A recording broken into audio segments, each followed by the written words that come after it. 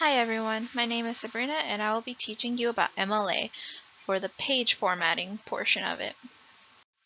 So first, what is MLA? MLA is a paper formatting style. This style is commonly used in English classes here at Central Texas College.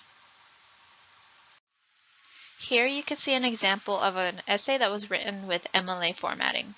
We will go into the details of this in the next few slides. So first I will be showing you how to double space and format your entire paper. Before you start to write, you will select the button in the lower right corner of the font group and the ribbon. So the ribbon will be located above the writing space. When you click that button, a pop-up will appear. You will then click the drop-down button for font and choose Times New Roman. It is highlighted there on the screen.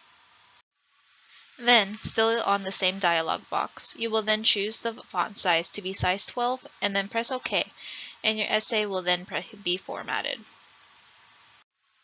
Now I will show you how to include your page number with your last name at the top of the page.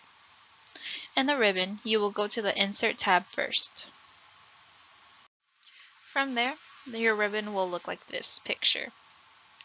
You will click Page Number, which will bring up a drop-down box. Once the drop-down box appears, you will pick Top of Page, which will come up with another drop-down box. Once this drop-down box appears, you will see this screen, and then you will choose the third option, which is plain number 3. After you click plain number 3, the header will open, and you will be able to edit it. You will then ensure that the font is size 12 Times New Roman, and type in your last name followed by a space, so that your last name and the number is not flushed together. You can then double click off the header, and that is it. Next, I will be showing you how to do a title. For MLA, this is necessary. You will need to center it at the top of your paper after your name, date, class, and professor name is written down. To center this line, you will press this button in the ribbon above, and that's it. The button is highlighted in yellow on the picture on the screen.